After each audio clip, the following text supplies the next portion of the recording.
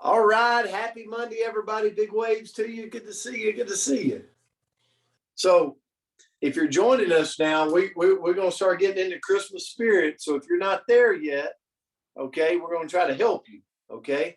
Um, so, our word for today, and remind everybody as you're coming on, what we're doing now. We're getting this. We're getting this running start into the new year, right? We're not waiting on the new year. We're going into the new year, moving, shaking. And the word for today is ready. Ready. Sorry, ready. And again, send some words. All right, we've got a lot of words being given to us from different people, and we're going to use them from now until the end of the year. But focus the words on things that can jumpstart our year. Okay. And the word ready, I love this. Andrea, you might be able to share later who ready came from, but I want to tell you, I absolutely love it. As I prepared for it, if you look at the definition of ready, it's prepared or available for service, action, or progress, likely or about to do something. So you're getting ready, right? You're about to do something. And then I came across this quote from Flora Retta that said, "You're never ready for what you have to do. You just do it. That's what makes you ready." All right, I botched that up. I'm gonna say it again. You're never ready for what you have to do. You just do it. That's what makes you ready. And when I read that quote, I thought, man, that's so true. Because I had a gentleman that's got a lot of wisdom that once told me, when you do something, he would say, isn't it funny? When you do something, something happens. Think about that. When you do something, something happens. Just do something, right? And I got to thinking about that with the word ready, and also with what Flora Retta said. She said, you're never ready for what you have to do. You just do it. You do something. That's what makes you ready. So right now, as we're moving in to 2023, like, this is the perfect time to do something. When you do something, something happens. So what I mean by that? Well, Brent, I want to grow my business. Okay, well, book a meeting. You go, well, what if they don't show up? Well, guess what? You're in good company, because we've all had those. Book a meeting, do a call somebody, do something. And here's what happens when you do it weekly, when you do it every day. Guess what's going to happen? Your business is going to grow. It's pretty simple. It's pretty simple. When I do something, something happens. Well, what about if I want to shed some pounds? Yes, you might be in a company like we are blessed to be in. It's got amazing products that are clean, no compromise, all of this that really helps us. But I'll tell you this, I'll give you a secret. All of us a secret. If we want to shed a few pounds, if we don't like the way our clothes are fitting, and I go through these battles all the time, what if I just simply stopped putting maybe flour and sugar in my body? Guess what? Something's going to happen. If I'm a bread eater, I probably could eliminate flour and something's going to happen. Or if I'm a drinker of Cokes, if I eliminated Cokes, something's going to happen. Like, if I do something, something's going to happen. What about getting up earlier? I go, you know what? I want to get more. I've been so negative here lately. Like, everything comes out of my mouth. I'm thinking negative thoughts. I'm irritable. I'm mad at the world. I know none of you have ever been there. It's just me. So if I go, I want to get mentally focused on the day. Well, then get up early. Get up earlier. Read a book. Read 10 pages. Listen to Listen to an audio. Go to the audio out and download an audio. And it sets your, I call it my dome. It gets my dome ready for the day. When you do something, something happens. Maybe I go, you know what? I need more wisdom in the finance category. I need more wisdom. I need more wisdom in these areas. Guess what? Read or listen. Just do something. Buy a book. Get an audio. If it's about saving money, find an audio about saving money. If it's about being better at sales, find a book, right? If you don't believe in the network marketing industry, read Beach Money. Listen to Beach Money, right? It'll set you on fire. Rich Dad, Poor Dad on finances. It'll set you on fire. Go into the new year and go, you know what? I never can save money. Richest Man of Babylon. Read it. Audio it. It'll change your life. When you do something, something happens. And I want to say two things as I end. I know it's, Andrea, it's your time. So what if you don't, like somebody might be sitting here this morning and go, I don't have a savings account. I can't save money. Well, let me tell you, the best feeling of self-worth is just to do something. Go to the bank, get a savings account, and start $1 a week, $10 a week, whatever you can give it to it, and feel the self-worth grow. Feel it grow. It'll change your life.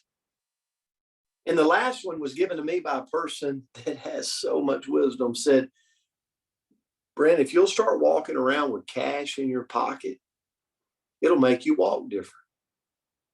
I'll never forget when Gary told me this. He said, let me tell you something that'll change your life. Walk around, actually what he said was with $500 in your pocket. It'll change the way you look at things. Listen, I started doing that. Unbelievable. Unbelievable.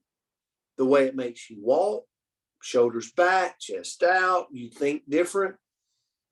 As silly as it seems, it's a game changer.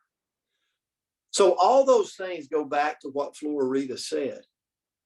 You're never ready for what you have to do. You just do it. That makes you ready. Do something. Something happens in every phase of our life. So, Andrea, I'll turn it to you. Well, I have to comment really quickly. Well, first of all, this was a word from Colleen. So thank you, Colleen. You're a rock star. You're really great giving us words. We've got a bunch coming up soon from Bill Sailing. So we've got some good ones there. So you guys rock, but keep them coming and I'll mix them all up. But the $500 in your pocket, that was a lesson that you taught me. And it was a stretch. I remember the first time, like it was a little scary to have that much on me and to pull it together. But it does. You walk so different. Your options feel different. So highly recommend the $500 in your pocket, but don't tell anybody else so they rob you. Okay, so moving on, going back to ready, the quote that I found was, nobody ever got ready by waiting. You only get ready by starting. And that's John C. Maxwell. And so it's like, well, okay, starting sounds great, but how do we do it? Like, how do we get ready? How do we start with that action? So first of all, we've got to know what success means to us. So I'm talking about how do we get ready for success? Okay, so that's I tried to narrow it down a little bit. So first thing we have to do to get ready is define it. What does success mean to Andrea Rosser? And it might be different this year than last year, right? It might be different, like different things are important to me right now than were important to me before. And our focus might shift. So right now, like I'm on a certain journey, right? Like I'm doing this 75 hard, you all know, and are tired of hearing me talk about it. I'm getting close. But like, that's really important to me right now. So that I know what success looks like there, but I need to have success in my business. I need to have success in different places in my relationships. So define it first, because we can't get ready if we don't know what we're looking for. Next, connect, connect, connect. Build your connections around you. The number one way that we can be successful, besides taking action, is having a network. And this is a weakness of mine. I'll tell you, this is something that Coach has been coaching me on for almost 11 years now, about pick up the phone, say hello. Kind of what we were talking about last week on Tuesday and last night on the Sunday night call, reach out to people and just check on them, just love on people. So nurture your network. Next, get comfortable being uncomfortable. If we want to be successful, we're going to have some uncomfortable moments. We're going to have some painful moments. But we talked about that this week, that the blessings come with the pain. Like you got to, you go to the gym and it can be a little bit miserable sometimes, but that's where your muscles, I don't know, do something magical. Coach can talk about that, and you get stronger on the other side. So we just got to get comfortable being uncomfortable. Next, expect the best. Sometimes we can walk in with our cap on backwards, right? Like our thinking cap is moved into the negative mind space. So we got to turn that around and expect the best. Like I'm walking into 23 knowing that this is going to be a phenomenal year in a million different ways. So to be ready, we've got to expect the best. Next is take care of people. One way that we can truly get ready is figure out who we can bless. Who in this planet, who in my world, who in my neighborhood, who in my home, who can Andrea Rosser bless today, tomorrow, next year, but figure out how I can take care of other people. Next is follow the leader. So find a mentor, find somebody who's got shoes that you would love to try to fill, that they have shoes that you'd love to walk their path. Find somebody to follow around. And it may be that it's John C. Maxwell, and you're following around by listening to all their books. Or it might be a person in your town that you can like physically go get with them, but follow the leader. Next is stay close to the fire. So figure out, when you know what you want to be successful about, find ways to be near it. So like with our business, I know so many of you are involved. That means plugging into the different calls that we have throughout the week. That means showing up at the events, throwing a party, whatever it may be, but stay close to the fire. And then lastly, get rid of the distractions. Doesn't mean kill them off because the best distractions in my house, I love the most, but we need to, handle the distractions. I say, feed the kids first, whatever you need to feed them. So you've got some distractions in your life that you'll need to take care of. So maybe you got to run the dog, or, take care of the kids and love on them, or make sure that your spouse has the attention that they need. Feed those distractions in a loving way first. Get rid of the ones that you don't need. So put your phone in do not disturb, sell the TV or put it in the closet, whatever it may be, but get rid of the distractions so that you're ready to run. So thank you for this one today, Coach. And thank you, Colleen. This was a great one. Andrea, yeah, great word for today, and great word starting ready. And I got to say this. Andrea actually brought it up the other day. She's like, let's finish out, on the coach's corner. Let's do our background up in Christmas. And then it must have been divine intervention that she said this, because I was having a conversation with Jim Romine, and Jim's probably on this Zoom this morning. But Jim stopped by the office last week, and we had a great time connecting. And Jim said something about Christmas every day. Think about how you feel on Christmas Day, like a good Christmas day, right? We're talking about the day where, the family's in, and you're eating, and everybody's loving on each other, and you just feel awesome, right? You have this giving spirit, all that. What if we lived every day? What if Christmas was like Christmas? I'm living Christmas every day.